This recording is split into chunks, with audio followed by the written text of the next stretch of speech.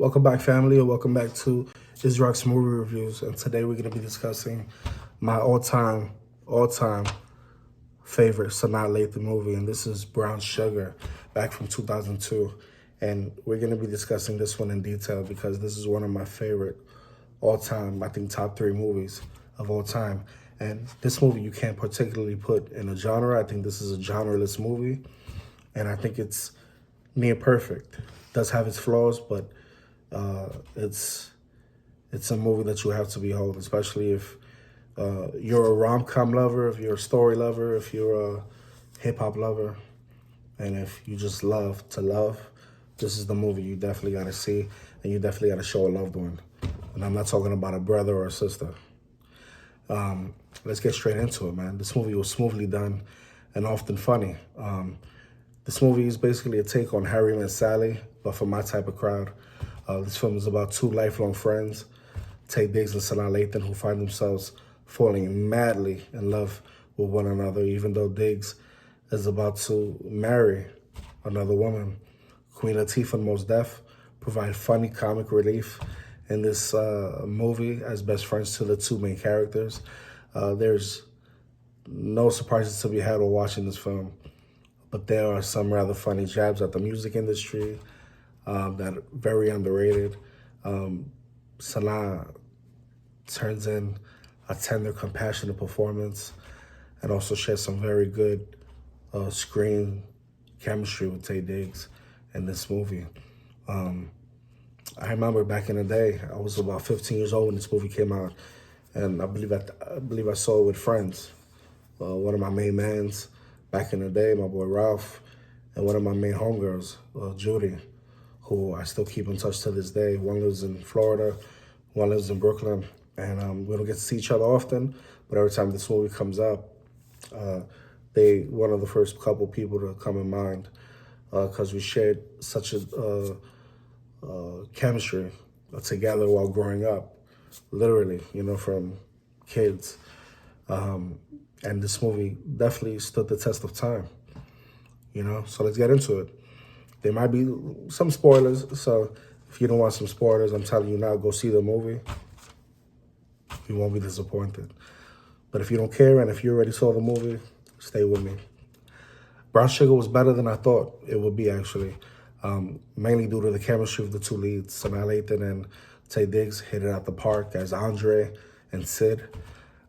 They have the kind of chemistry where you just feel how it feels right. The two characters are for each other from the beginning, and you root for them throughout the whole movie. Throughout this whole runtime, you're rooting for them to actually get together. For a movie about hip-hop, there didn't seem to be a lot of music. This is the kind of movie that non-hip-hop lovers can easily enjoy because the hip-hop isn't overly done and it isn't overly cooked. They give you just enough, but not so much where it overshadows the movie. That's what I liked about the movie. The movie, a lot of the music aspects of it, you get from the early beginning. You see how they're connected. You see why they get connected so well. And they make some legendary cameos in this movie, from Slick Rick to Coogee Rap, Common, Talib Kweli, Rapper's Delight. Like, man, this list goes on. This is a legendary movie in that sense. And this is also a movie that's refreshing in a natural way on how it progresses. It's paced well. This movie was well written. The cinematography, I'm a New Yorker at heart. I was born and raised in Brooklyn, so what you see in the movie is exactly what it used to look like back in the day. Everything got a little gentrified recently here in New York, which is, I believe, is a good thing. Sometimes you do need change. Unfortunately, it reflects on the community in different ways, both positively and negatively, but we won't get into that here. But this movie definitely shows that dynamic. And the dialogue is so down to earth in this movie. It feels as if you were next to a friend and you were having basic dialogue you would have every day. To the point where some of the lines are spot on with certain things I've heard people say almost verbatim. You kind of get the feeling the writer knew how to deal with people and these issues the movie characters grapple with here. Actually, speaking in real life, these are very real issues that they deal with in this movie. In spite of the theme of hip hop, I wouldn't call this a hip hop movie. It's really about idealism.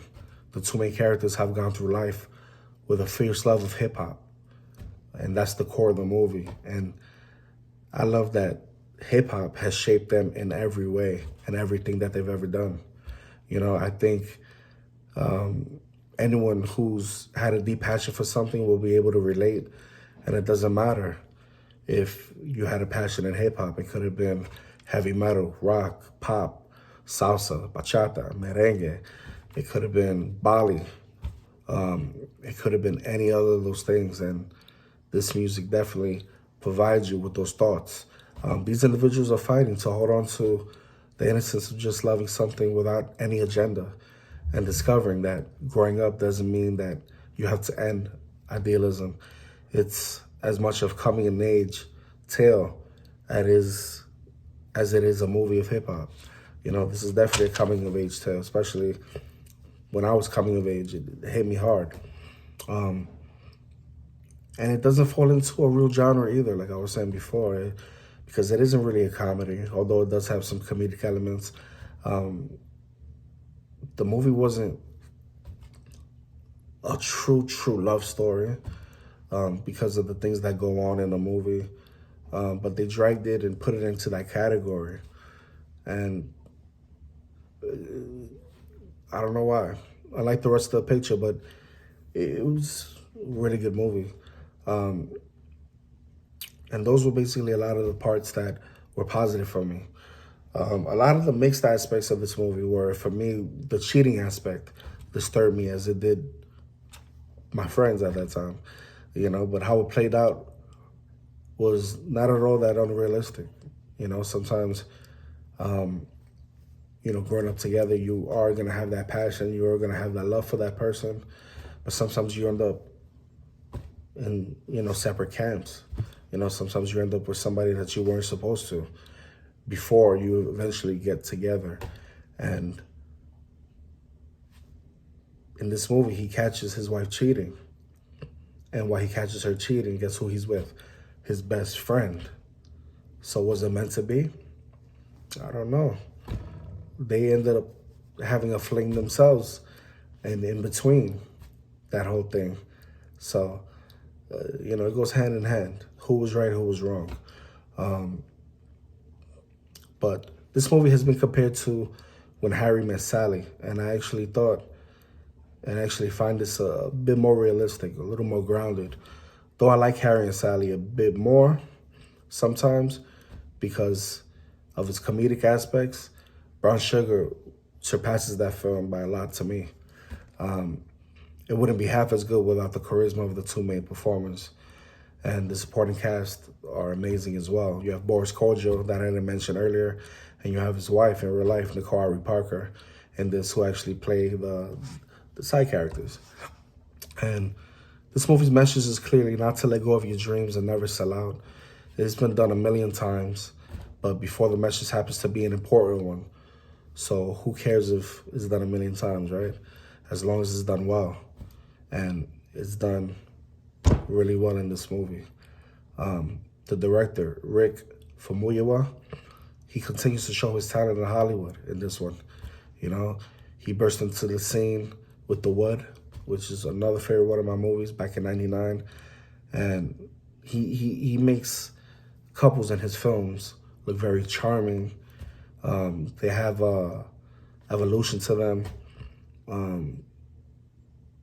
Brown Sugar is very similar to Love and Basketball in many ways, on some levels, where you could substitute the basketball theme in that movie for the music one in this one. And what's funny is Sanaa Lathan stars in both of these. Most Def, he steals almost every scene he's in. He's amazing, along with Queen Latifah, who has some memorable lines in this. And they might have they should have just called this movie Love and Hip Hop. You know what I mean? But it will definitely go down as one of my best movies of all time.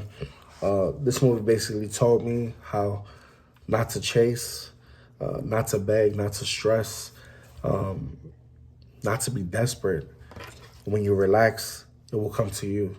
You know, falling in love should be something natural. It should be something erotic. When you fall in love with somebody who will never let you go, you start to realize, damn, this is a feeling that can possibly hurt me down the line. I'd rather get stabbed than fall in love. Many people will tell themselves, you know, but ultimately, my final word in this movie is I love the climax. You know, it's iconic. You know, it takes place in the Hot 97 studio with none other than Angie Martinez herself before she made that transition recently to Power 105. And man, that ending is so iconic. You definitely got to go check this movie out. I recommend it highly. Happy Valentine's again to you guys. And this movie is definitely a 9.5 out of 10 for me. Go check it out. And if you like this video, hit that like button, hit that notification bell, share this video with someone you love, share this video with the world. And if you want more content from me, subscribe. Peace.